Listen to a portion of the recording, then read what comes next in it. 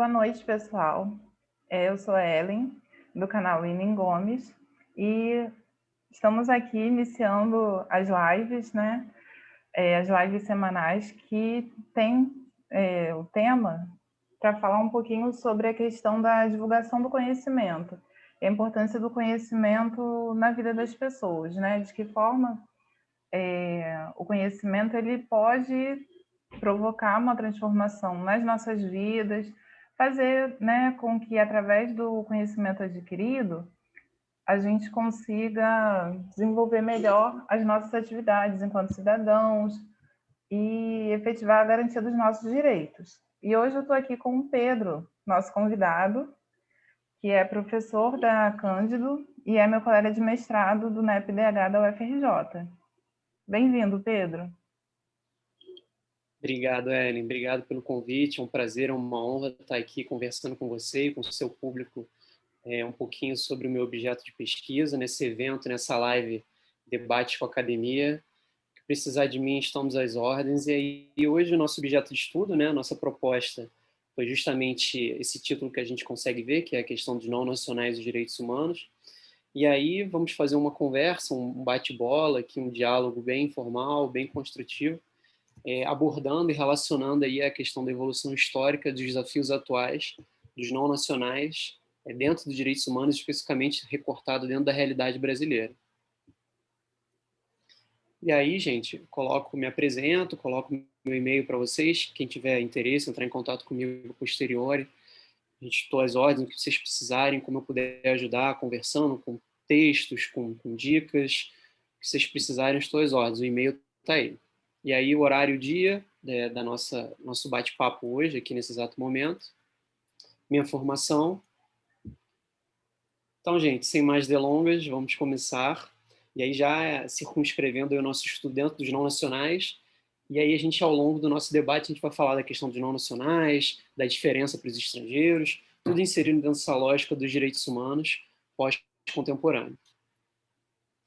Inicialmente, gente, eu fiz aqui um estudo para vocês, uma divisão bem didática para ficar bem fácil o entendimento, em 5 pontos. Eu vou passar por eles esmiuçando, detalhando, fazendo uma abordagem, uma linguagem bem acessível, bem tranquila, para que a gente possa entender aí um pouco do meu objeto de estudo e relacionando sempre a questão do não nacional, e aí num primeiro momento no Brasil Império, depois no Brasil República, posteriormente sobre a égide do Estatuto Estrangeiro de 1980, e aí depois, posteriormente, a partir de 2017, com a Lei de Imigração, nova Lei de Imigração, e por fim, as nossas considerações finais e dúvidas e debates e outras colocações que forem surgir ao longo do caminho.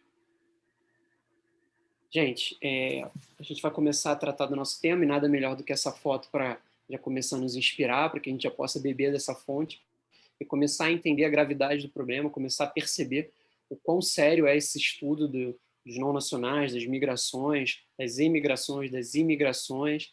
A gente vai tratar um pouco desse assunto. Meu pontapé inicial aqui, gente, é o não nacional no Brasil Império. E aí já, de antemão, já para esclarecer logo de cara, por que eu sempre vou falar não nacional e não vou falar estrangeiro? O não nacional é uma nomenclatura, conforme os estudiosos, mais inclusiva, mais democrática, em que você não ofende, em que você não agride ninguém. E por que isso? O estrangeiro é uma nomenclatura, se você for pegar a raiz etimológica da palavra, ela origina do latim e que ela tem essa ideia do forasteiro, do inimigo, de alguém de quem eu devo ter desconfiança. Então, por uma questão histórica e gramatical, os estudiosos mais humanitários eles vêm abandonando essa nomenclatura de estrangeiro para adotar essa lógica, essa nomenclatura de não nacional. E por conta disso, é essa nomenclatura que eu vou adotar daqui para frente. E aí, rapidamente, só para a gente se situar e entender, e aí eu vou começar a minha análise a partir de 1822, mas de maneira bastante rápida e com informações sempre relacionando com a nossa lógica atual, informações pertinentes que fazem com que ao longo do tempo a gente consiga entender por que a gente chegou onde a gente chegou hoje. Então, as informações elas não vão ser jogadas ao léu, não vão ser apenas fatos históricos por fatos históricos, e é apenas para que a gente possa entender. A Constituição Imperial de 1824, outorgada, ou seja, ela foi imposta pelo imperador de cima para baixo, de forma vertical, em que você não teve um amplo debate democrático e tampouco em 1822 você tinha uma tensão muito grande com o não nacional. Pelo contrário, você tinha uma desconfiança, o Brasil recém-independente, ainda tinha aquela pequena rixa, mas uma rixa administrável com Portugal por conta da independência. O Brasil teve que pagar um valor vultoso a título de dívida externa. Você ainda tinha uma situação de alguns portugueses que descontentes com a independência do Brasil. Então você ainda tinha uma desconfiança, tanto que a independência da Bahia teve guerra, foi banhada em sangue.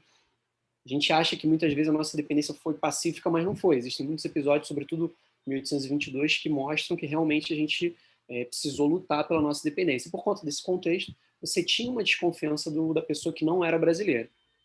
Lembrando que a gente tem que contextualizar ainda a questão da escravidão, que é uma chave que ainda nos afligia nessa época, que não deixa de ser uma migração, a escravidão forçada de pessoas negras, africanas, que vinham para o Brasil para trabalharem de forma servil, de forma coativa. Ao mesmo tempo, já no Brasil Império, você tinha também uma política de incentivo à vinda de europeus, já que desde essa época, e isso atinge até a República Velha, a gente vai chegar nesse momento, o Brasil tinha essa visão eugênica, essa visão de embranquecer a população, esse entendimento de que o Brasil mestiço, o Brasil pardo, ele era inferior, ele era mais fraco que as nações europeias. Então, essa política de embranquecer a população brasileira foi uma tônica do final do Brasil do Segundo Reinado, do Brasil Império, mas também no Brasil República, como a gente vai ver daqui a pouco.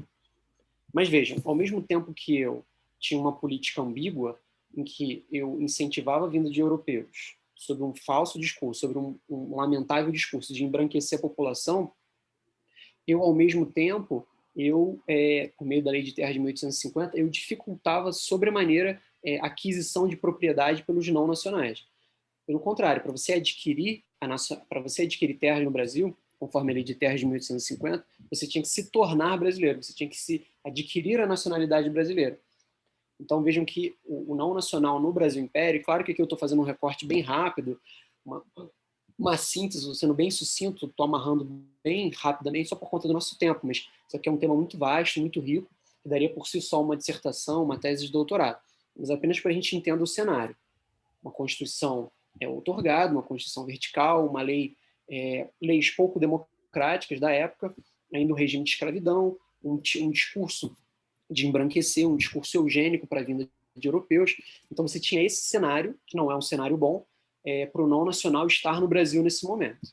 Então a gente consegue entender que o não nacional no Brasil Império não era uma pessoa bem-vinda, não era uma pessoa com quem o Brasil e o brasileiro tinha uma afinidade, apesar desse mito do Brasil, do homem cordial, do brasileiro adorar estrangeiro, adorar não nacional, mas você tinha essa política ambígua, essa política muito agressiva, essa política muito de afastamento do não nacional, de você tratar o não nacional como estrangeiro, em vez de tratar o não nacional como um ser humano, como uma pessoa dotada de dignidade. De maneira bem rápida, é só para a gente construir esse cenário no que tange ao Brasil Império, mas vocês vão ver que até talvez 2017 a lógica foi bem parecida com essa que eu construí para vocês. E eu até coloco uma foto apenas para que a gente consiga se contextualizar nessa situação de migração de pessoas não nacionais vindas para o Brasil. A gente chega aí rapidamente no Brasil República, 1889, golpe republicano, deixamos de ser um império, tornamos a ser uma república. O fato de nós termos chegado na república não nos retira o mesmo tratamento que nós dávamos ao não nacional. Num primeiro momento, Constituição republicana, um pouco mais humana, mas nada perto do que pode e deveria ter sido, e tão pouco do que é hoje a Constituição de 1988, a Constituição Cidadã. O primeiro instituto que a gente tem que falar da Constituição Republicana de 1891 é a grande naturalização. A grande naturalização foi a concessão, o Estado brasileiro dava a nacionalidade brasileira para todos os não nacionais que estivessem no território brasileiro naquele momento. E aí a primeira resposta que vocês poderiam dar seria: poxa, mas isso é bom, eu estou protegendo aquela pessoa, eu estou dando a nacionalidade brasileira para ela. Mas vejam, em nenhum momento se perguntou se aquela pessoa queria, você não fez um processo para que a pessoa cesse se ela estava no Brasil há muito tempo, se ela sequer sabia falar português, se ela conhecia as tradições e os costumes do Brasil e dos brasileiros. Os próprios países do mundo, os países europeus, reclamaram dessa grande naturalização, porque foi uma forma de o Brasil impor a pessoas não nacionais, as pessoas que não eram seus nacionais, a nacionalidade brasileira, porque sabemos que a nacionalidade ela traz deveres e direitos. Então, ao mesmo tempo que é interessante um país jovem adquirir essas pessoas, não é interessante que um país europeu grita dos países europeus, Itália, Portugal, Áustria, de que essa grande autorização ela era equivocada, feria preceitos de direito internacional. Então, tudo a gente tem que interpretar e sempre ter a visão além do alcance, sempre passar um pouco da superfície.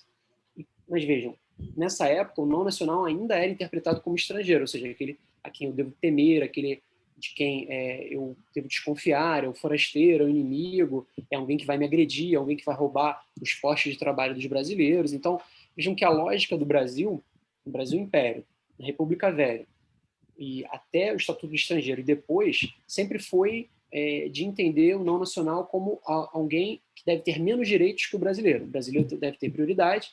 Se aquele não nacional quiser ter direitos, ele tem que se tornar brasileiro. O entendimento sempre foi esse, mais ou menos, no que tange ao não nacional, nunca vendo o não nacional como um sujeito de direitos, mas sempre como um objeto de direitos. E aí vocês podem lembrar do exemplo anterior, da grande naturalização, que eu sequer perguntei para essas pessoas se elas queriam ter a nacionalidade brasileira, ou seja, elas foram um mero objeto. Eu tratei aquelas pessoas como se fossem coisas. Elas não têm a opção de dizer se elas querem ou não a nacionalidade brasileira. Eu estou dando porque elas não têm que ter voz, elas são objetos de direito, elas não são sujeitos de direito. E aí, no início do século XX, nos anos 1900, vigorava no Brasil e no mundo o entendimento eugênico de que países latino-americanos eram subdesenvolvidos porque tinham algum grau de mestiçagem, países africanos e asiáticos eram subdesenvolvidos porque os europeus eram superiores aos asiáticos e aos africanos. Então, você tinha no início do século XX, final do século XIX, esse entendimento de que os europeus eram seres superiores, os europeus eram seres mais inteligentes, com crânio, aí você tinha uma série de estudos do tamanho do crânio, do tamanho da face, do tamanho do nariz, para provar que os europeus eram superiores, eram mais inteligentes, eram mais técnicos, mais habilidosos. E esse entendimento, ele desagou na política, desagou no direito, desagou na sociologia, a ponto de você ter, de forma legislada, de forma expressa na lei, essa política positiva de vinda de europeus, mas limitando a vinda de asiáticos, africanos, árabes, pessoas de outras nacionalidades ao qual o Brasil, no início da República, não desejava a vinda, pelo contrário. Até porque o tratamento, e isso se repercutiu até 2017, e hoje, de 2017 para cá, um pouco menos, mas também, o entendimento de que o não nacional no Brasil, para o governo brasileiro, ele tem que ser visto de forma seletiva e utilitarista. Eu vou deixar entrar quem eu quero, as nacionalidades que me interessam e aquelas nacionalidades que vão me trazer algum benefício. Então, a visão nunca foi de eu vou fazer a entrada de pessoas com um padrão humanitário, com uma visão humanista, com uma visão de proteção da dignidade da pessoa humana. O entendimento sempre foi seletividade e utilitarismo. E aqui também não foi diferente. Mesmo que no Brasil Império, no Brasil República, a lógica foi mais ou menos parecida. Objeto de direitos, alguém de quem eu tenho que ter desconfiança, alguém que eu tenho que tratar como inimigo, alguém que eu tenho que ser uma subpessoa em relação ao brasileiro. Tanto isso é verdade que na República Velha, mas também já na Era Vargas, a partir de 1930, você teve uma série de episódios, notadamente durante a Primeira Guerra Mundial, de 1914 a 1918, em que você tinha no Brasil momentos sindicalistas, anarquistas, socialistas, comunistas, pessoas indesejáveis, digamos assim, do ponto de vista do governo, que não querem essas pessoas batalhando por mais direitos para a população operar. E nessa época você teve alguns episódios, notadamente em São Paulo, de expulsões sumárias, coletivas de não nacionais, apenas pelo fato deles estarem batalhando por melhores condições de trabalho, direitos trabalhistas, direitos sindicais para aquelas pessoas. Tudo isso desagou na famosa Lei Adolfo Gorzo, de 1917, que é essa lei, também conhecida como Lei dos Indesejáveis, em que você, basicamente, ela, de maneira bastante resumida, ela dava uma chancela para o governo expulsar, sem devido processo legal, sem contraditório, pessoas que supostamente estivessem sendo nocivas ao interesse nacional. Nesse mesmo atoada, início do século XIX, início do século XX, lei de cotas, que é basicamente isso que eu falei para vocês, seletividade e utilitarismo. Eu vou tratar o europeu de um jeito, o africano de outro, o árabe de outro e o asiático de outro totalmente diferente. A ponto de a Constituição de 1930 ter colocado expressamente na Constituição que somente um número X de asiáticos poderia entrar por ano no Brasil. Veja que claramente eu estou fechando a porta, eu estou enveredando determinado público, são os asiáticos. Os asiáticos eu não quero, estou limitando, estou embarreirando a um determinado número de pessoas, porque eles estavam entrando, sobretudo japoneses no interior de São Paulo, no interior do Paraná, de um número bastante expressivo para trabalhar nas lavouras. E aí você já começava a ter uma ascensão do nazifascismo na Europa e também no Japão, começava-se a ter desconfiança desses grupos. A ponto de isso, também é uma informação que poucas pessoas sabem, de o Brasil, durante a Segunda Guerra, ter feito campos de concentração para japoneses, italianos e alemães, que eram os inimigos. Então, se você parar para pensar que não só na Europa teve campo de concentração, mas no Brasil também teve, você começa a entender a lógica e começa a ver na prática a lógica do tratamento ao não nacional, que não é tão pouco humanitário e claramente é sob um viés securitário, ou seja, é o viés do inimigo, do forasteiro, daquele de quem eu tenho que ter ojeriza, aquele que eu tenho que me afastar dele. Tudo isso reforçando esse contexto de limpeza sanitária, porque eu não quero não nacionais, o meu primeiro entendimento é esse. Se eles tiverem que entrar, então eu vou filtrar, eu vou selecionar. Eu quero homens brancos, europeus e cristãos. Vejam que aqui claramente eu tenho um perfil e de boa saúde, ou seja, a pessoa não pode ter nenhum defeito genético, nenhum defeito físico, nenhum defeito mental. Vejam que aqui eu estou claramente numa visão eugênica, numa visão de superioridade da raça, em que eu estou afastando um determinado público de não nacionais em detrimento de outros. Então eu quero brancos, europeus, homens de boa saúde e de preferência que não tenham nenhum viés ideológico ou político. Então, claramente eu estou trabalhando com esse perfil de pessoa. Se você é asiático, se você é africano, se você é árabe, se você é mulher, se você não é cristão, claro, ou se você tem alguma deficiência física, mental, eu não te desejo. Você entra na chancela, no selo indesejáveis, já que a lógica do momento era de limpeza sanitária, ou seja, eu tenho que embranquecer a população brasileira, eu tenho que colocar mais europeus, porque a culpa do nosso subdesenvolvimento é por conta da mestiçagem dos árabes, dos negros, dos asiáticos, enfim. Então, no Brasil República, vejam que a toada foi bastante parecida com a do Brasil Império. Tudo isso, gente, vocês podem ver que isso se repercutiu, se repetiu, se reproduziu ao longo do século XX. Tudo isso, gente, para a gente chegar no Estatuto Estrangeiro em 1980.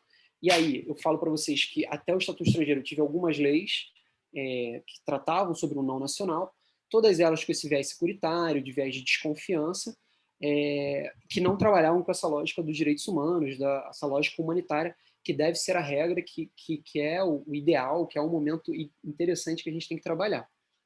De maneira bastante sintética também, o que é o Estatuto Estrangeiro, de 1980?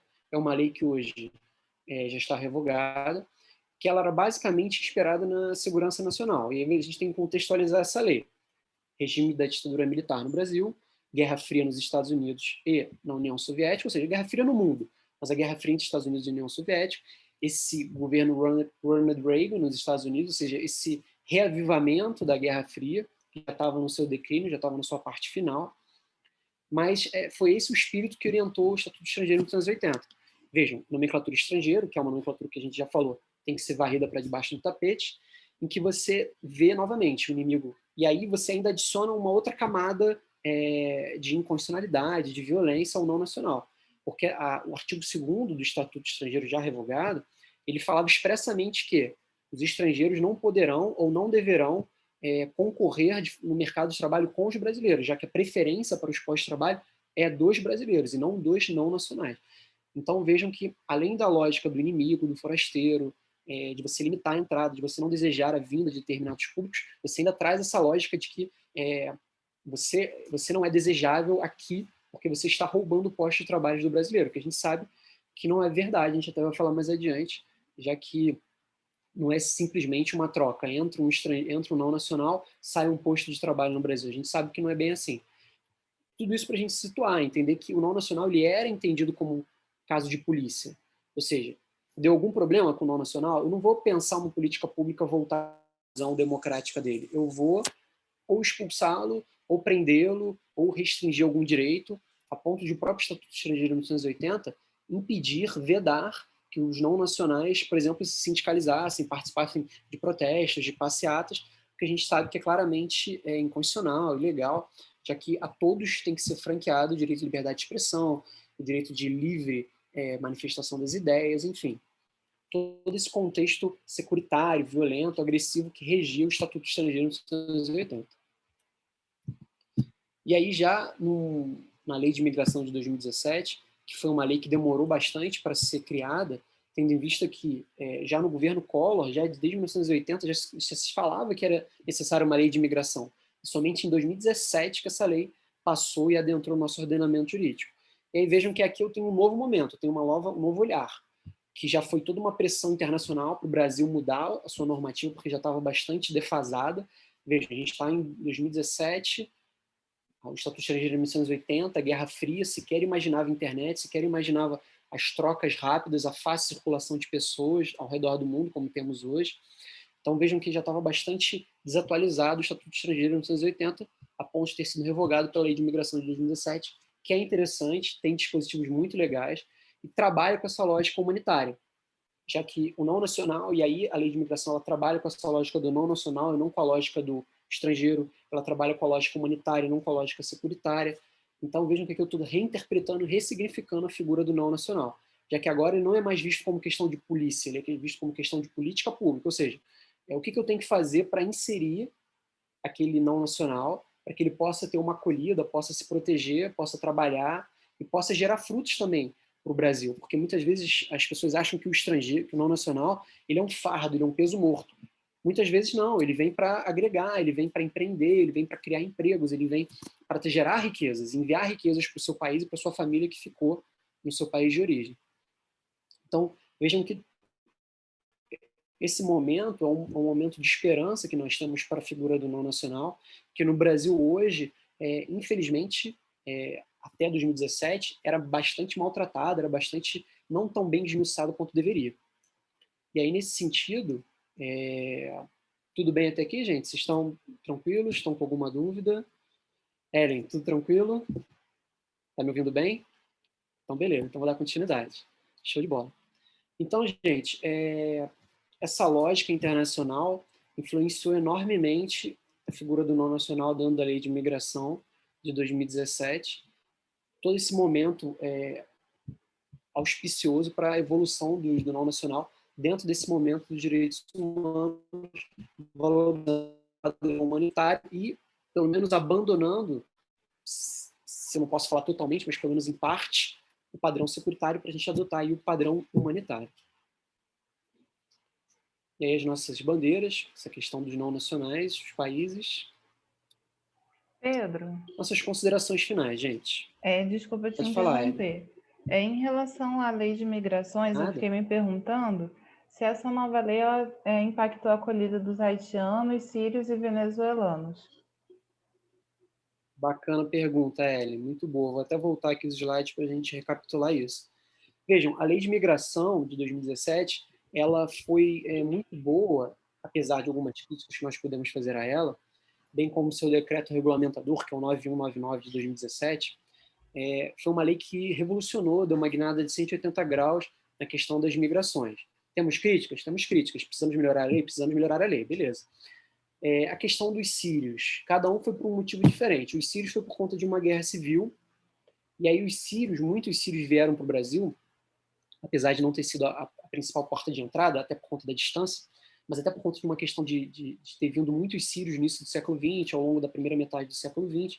Então, muitos sírios vieram para o Brasil, mas vieram na condição de refugiado, que é uma figura especial dentro dos não nacionais. Até porque o refugiado ele é um migrante forçado, diferentemente do migrante não forçado, que é aquele migrante que vem para o Brasil, por exemplo, em busca de uma oportunidade de estudo, uma oportunidade de trabalho, para se tratar, para morar com algum amigo, para ter uma melhor oportunidade de vida. Então, vejo, para fazer uma reunião familiar. Então, vejam que o sírio ele difere um pouco da figura do migrante tradicional, porque o sírio é um migrante forçado, ele veio por conta de uma guerra civil e ele se enquadra nessa nomenclatura do refugiado, que é uma lógica própria, que é um tratado internacional dos refugiados próprio, que é uma lei dentro do Brasil própria, e aí aplica-se subsidiariamente a Lei de Imigração de 2017. Então, Os sírios ainda vêm para o Brasil, mas em menor escala, é verdade, porque a guerra civil lá, embora a gente tenha parado de falar, ela ainda continua, em menor escala, de forma menos sangrenta, mas ainda continua. Então os sírios eles vêm para o Brasil e a lei de migrações foi muito boa para os sírios porque ela deu mais instrumentos para melhor recepcionar e proteger os sírios. O mesmo vale para os haitianos. Mas vejam, tanto os sírios quanto os haitianos, quanto os venezuelanos, foram todos episódios que aconteceram, ou pelo menos começaram antes da lei de migração. Então, mas a lei de migração foi boa porque ela começou uma nova interpretação, um novo momento nesse contexto dos não nacionais. No que tange os venezuelanos, a lei foi muito boa porque a crise na Venezuela começou de maneira bastante robusta em 2017, 2018, se arrasta até hoje, mas hoje um pouco mais controlada, mas 2017, 2018 foi o pico, foi assim, um ponto agudo da crise. E aí a lei de imigração ela também trouxe instrumentos de acolhida humanitária dos venezuelanos, já que, em teoria, os venezuelanos não poderiam se enquadrar no contexto de refugiado, porque para você ser refugiado você tem que estar fugindo de uma guerra civil, algum desastre, alguma coisa que te obrigou a sair da sua terra natal, que não os venezuelanos, porque a comunidade internacional, pelo menos hoje, os estudiosos, eles não entendem que uma crise econômico-financeira é um trampolim para você se enquadrar, para você se inscrever dentro do contexto de refugiado. Então, ajudou os venezuelanos, ajudou os sírios, embora também a crise do terremoto que teve no Haiti tenha sido antes de 2017, mas os seus impactos continuam até hoje, tanto que o Haiti é o país mais pobre, tem o IDH mais baixo das Américas todas, é um país paupérrimo, infelizmente, um país que tem IDH baixíssimo, educação baixíssima, então é uma economia bastante frágil. Então muitos haitianos ainda continuam chegando no Brasil, de maneira, claro, que diminuiu bastante, porque eles conseguiram se recuperar um pouco, mas também entrou num contexto, num momento de valorização do não nacional, porque a lógica que o esforço, a ginástica que você tinha que fazer antes da lei de migração de 2017 para os três públicos era muito grande, porque você tinha que pegar o Estatuto de Estrangeiro, aí você tinha que pegar uma resolução do CONIG, aí você tinha que pegar um entendimento de vanguarda de um tribunal, então você tinha que fazer uma costura, uma amarra, para poder, às vezes, levar adiante, você tinha que contar com uma boa vontade do gestor público federal.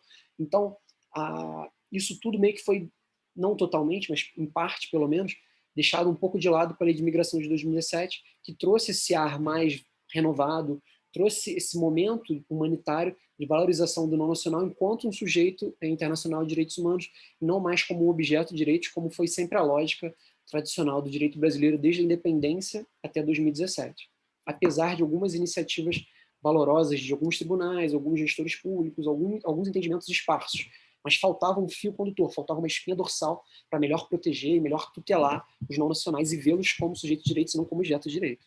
Mas bacana essa pergunta, muito boa, para a gente pegar esse gancho bem prático dos haitianos, dos venezuelanos e dos sírios que chegaram no Brasil e ainda chegam em menor medida por motivos diferentes, guerra civil, desastre ambiental e crise econômica financeira. Mas todos eles se enquadram na lei de imigração de 2007 em maior ou menor grau, porque a lei de imigração ela é para todos, é qualquer pessoa que adentre o território brasileiro, não sendo brasileiro, bem como para os emigrantes também, brasileiros que saem do Brasil para trabalhar, estudar, se tratar sua saúde. Em outros países também a lei de imigração serve para os dois, para o imigrante, para aquele que chega, e para o emigrante, aquele que sai do território brasileiro. Mas bacana essa colocação, muito boa. E aí, gente, para a gente desaguar aí nossas considerações finais, o nosso acabamento da nossa aula, da nossa palestra, do nosso diálogo, do nosso debate, alguns desafios. Evoluímos. A lei de migração de 2017 foi uma lei boa, mas a gente precisa entender algumas situações que nós vivenciamos. No Brasil, isso é comprovado estatisticamente pelo Ministério, pela antiga Secretaria de Direitos Humanos, que estava inserida e hoje está dentro do Ministério dos Direitos Humanos, Família, Mulher, a crescente xenofobia. No Brasil, a xenofobia ela vem crescendo ano após ano. Ou seja, essa ojeriza, essa aversão ao não nacional, sobretudo, e aí novamente, seletividade. Até para isso a gente, infelizmente, nós somos seletivos. É muito comum casos de xenofobia, de racismo migratório com africanos, asiáticos, sobretudo no contexto da pandemia do coronavírus, e com bolivianos, peruanos. Agora, não é tão comum xenofobia, por exemplo, com europeus, americanos, canadenses, países do norte global. Isso é mais comum, infelizmente, lamentavelmente, com pessoas que vêm do sul global. E aí, ano após ano, essa crescente xenofobia vem aumentando, essa xenofobia vem aumentando. Isso é um desafio que nós brasileiros e o governo brasileiro precisa lidar, porque o fato de ele não ser nacional não lhe retira a condição de ser humano. Antes dele ser haitiano, venezuelano, argentino, congolês, ele é ser humano e merece ser tratado como tal, independentemente da língua que ele fale, dos costumes que ele tenha, da religião que ele siga. Não há que se fazer nenhum tipo de diferença, até porque a Constituição veda qualquer tipo de discriminação contra a origem. Então, ela enaltece, ela exorta as comunidades colaborarem entre si de forma conjunta para o progresso das nações. Então, a xenofobia ela vai totalmente na contramão do que nós desejamos para o não nacional nessa lógica humanitária, nessa lógica de valorização dos direitos humanos. Embora a gente saiba que no Brasil, infelizmente, isso vem subindo gradativamente, ano após ano, e isso também é ruim porque muitas vezes os próprios políticos incentivam esse discurso, dizendo que a lei de migrações de 2017 foi um assinte, foi um atraso, foi um retrocesso, como alguns políticos brasileiros já tiveram oportunidade de se manifestar, alguns políticos mais conservadores, mais retrógrados, já tiveram oportunidade de se manifestar sobre a lei de migrações de 2017. A ponto de, se vocês pegarem, tiverem essa curiosidade, eu tive essa curiosidade, se vocês pegarem os projetos de lei que tramitam no Senado e na Câmara, vocês vão perceber que os projetos de lei que querem alterar a lei de migrações de 2017, que foi uma lei iluminista, uma lei progressista, esses projetos de lei são projetos que tentam repristinar, ou seja, resgatar o Estatuto de 1980. Ou seja, é você entrar no túnel do tempo e voltar para um momento que todos os estudiosos, todas as pessoas mais progressistas entendem que é um retrocesso, que é um retorno a um obscurantismo, a uma xenofobia, a um racismo migratório, que é o lugar que a gente não quer chegar. Paralelo a isso, você ainda tem uma dificuldade muito grande, então essa questão dos projetos de lei também é um ponto bastante sensível. Paralelo a isso, você abandonar a lógica do objeto de direitos e chegar na lógica do sujeito de direitos. Por exemplo, temos, por exemplo, nós tivemos a portaria 666 de 2019, do Ministério da Justiça e Segurança Pública, que tratava o não nacional como um inimigo de guerra, praticamente. Era um tratamento basicamente discriminatório, preconceituoso, em que você presumia que o não nacional era uma pessoa criminosa. E aí era uma portaria dentro do Ministério da Justiça e Segurança Pública, que foi revogada após pressões populares, pressões de instituições democráticas, que chegou-se na portaria 770 de 2019, que é um pouquinho melhor, mas também peca por algumas violações de direitos humanos, mas consegue, pelo menos, ser melhor do que a 666. Então, esse lugar de você ver o não nacional como um objeto de direitos, a gente ainda tem um pouco de dificuldade. A gente ainda tem essa facilidade de entender, não, ele é não nacional, para ele tem que ser tudo de pior, para ele tem que ser o resto, para ele tem que ser o que sobrou. Não é bem assim. A lógica é você tratar todos de maneira igual, na medida da sua desigualdade. Ele é um não nacional, então eu vou ajustar a política pública para ele. Mas ele também tem que ser aderir e tem que receber políticas públicas em seu favor. Ele não é uma subpessoa pelo simples fato de não ser um brasileiro. Nesse sentido, você vê também ainda um descompasso, até por conta dessa... Vejam que estamos em 2021, janeiro de 2021, e a Lei de Migrações de 2017, ou seja, todos os profissionais, todo o arcabouço jurídico, todos os entendimentos, até mesmo a cabeça das pessoas foi formada no momento do Estatuto Estrangeiro, de 1980, em que você tratava o não nacional como uma subpessoa, numa classe inferior. E aí você começa a ver algumas ações concretas do Estado tentando fazer isso, apesar da Lei de Migrações. Um exemplo clássico foi a crise humanitária que nós tivemos na Venezuela em 2017, e basicamente o governador de Roraima, ele fechou as fronteiras. Ele falou, não, aqui ninguém mais entra, estamos vivendo uma crise, estão vindo muito para cá, está sobrecarregado, vou fechar as fronteiras. O governador, sendo que isso não é atribuição do governador, isso é atribuição do presidente da República. A ponto de ser chegado no STF, e o STF ter falado, olha, Você, governador, não pode fechar as fronteiras, não é atribuição sua, não é competência sua. Então, vejam que ainda há essa dificuldade de trabalhar com a lógica humanitária, já que é muito mais fácil e tem uma tradição muito maior na cabeça das pessoas, no arcabouço jurídico ainda não foi modificado, de tratar o não nacional como uma subpessoa, com menos direitos, porque é mais fácil fazer isso, porque supostamente os recursos públicos são finitos, e supostamente não, eles são efetivamente finitos, mas essa administração, essa gestão dos recursos públicos, para algumas pessoas tem que ser exclusiva para brasileiros, esquecendo os não nacionais. E aí a gente às vezes esquece, isso está comprovado também estatisticamente pelo Ministério da Justiça, nós temos 3 milhões de brasileiros fora do Brasil e temos 1 milhão de estrangeiros no Brasil. Ou seja, é muito mais interessante que nós tratemos bem os não nacionais que estão no território brasileiro, para que a gente possa ter poder na comunidade internacional para cobrar que os nossos não nacionais sejam bem, que os nossos brasileiros, os nossos nacionais, sejam bem tratados fora. Até porque a proporção 3:1 mostra que é muito, muito maior o nosso interesse fazer essa cobrança. E aí, tratar bem os não nacionais, que são no território brasileiro, ratificar os tratados internacionais que tratam sobre os não nacionais, que o Brasil, às vezes, tem receio, é tímido em fazer isso, porque tem como se o Brasil fosse um país do norte global, com um estado social pujante, com uma economia fortíssima, e a gente sabe que isso, infelizmente, não é verdade. Nós estamos vivenciando ainda os efeitos da crise de 2013, 2016, a crise de 2020/2021, proporcionada pelo Covid. Então, a gente tem que ter esse olhar mais humano para tratar aquela velha lógica, até mesmo religiosa, cristã, de você tratar as pessoas como você gostaria de ser tratado. De maneira bastante sintética, bastante direta, é basicamente isso.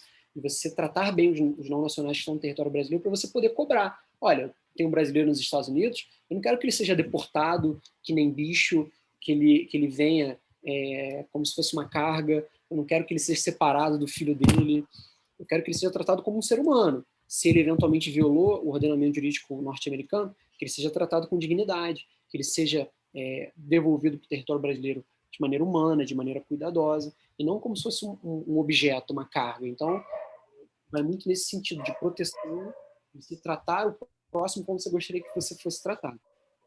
Pedro, e Gente, pensando em claro, toda essa contextualização histórica, né, que você veio falando, outra pergunta surgiu. Quais são as perspectivas do Congresso Nacional, então, para esse não nacional? pois é, até falei rapidamente, mas foi bom que você retomou. As perspectivas não são boas. Nós temos um Congresso Nacional hoje, nessa legislatura atual, que é um congresso marcado pelo conservadorismo, por ideias que estão um pouco paradas no tempo, ou até mesmo voltando no tempo. Então, você ainda tem na cabeça de alguns congressistas, seja no Senado, seja na Câmara, de que o não nacional ele é alguém que vem para roubar postos de trabalho no Brasil. E o não nacional ele vem para trazer doenças, o não nacional ele vem para trazer maus costumes, o não nacional ele vem para violar a tradição, os costumes, a cultura brasileira. Vejam que são todas ideias que devem e podem ser facilmente rechaçadas. O não nacional, quando ele vem para o Brasil, ele vem para produzir, ele vem para se empregar no mercado de trabalho. E qual que é a realidade hoje estatística que nós temos até pelo IBGE e pelo Ministério da Justiça, que foi o ministério que englobou o Ministério do Trabalho e Emprego?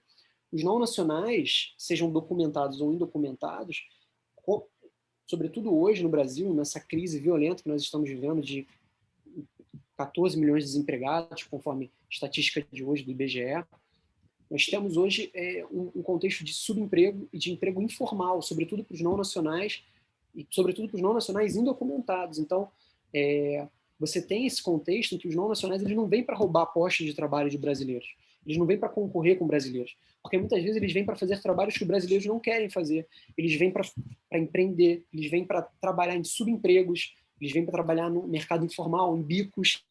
Então, hoje, você tem muitos não nacionais, sobretudo no Rio de Janeiro, sendo uberizados, precarizados, no Uber, no Rappi, fazendo entregas, para poder ganhar o mínimo de sustento, para poder ter uma dignidade. Você tem essa questão de eles não concorrerem, não diretamente, claro que eventualmente pode acontecer, mas não é um para um, não é essa lógica binária, simplista, preto e branco, não é tão... Você tem zonas cinzentas no meio do caminho. A questão cultural. O não nacional, quando ele vem do Brasil, ele não vem para modificar, atacar a cultura nacional, até porque a cultura nacional brasileira ela foi formada por esse caldeirão, por essa mistura de etnias, costumes, religiões, raças. Então, não dá para falar numa cultura eminentemente pura brasileira, até porque a gente nunca teve isso.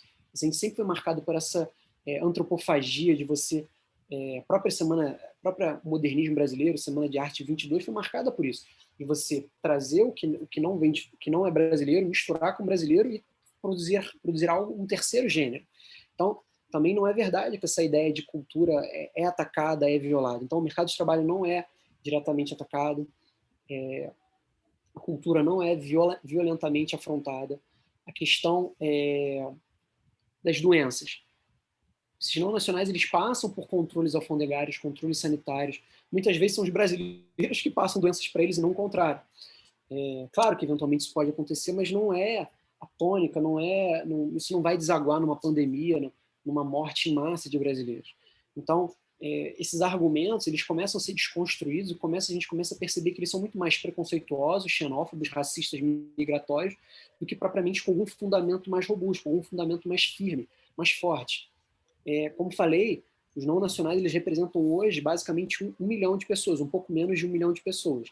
Se você for botar isso na ponta do lápis, hoje nós somos algo em torno de 220 milhões de brasileiros.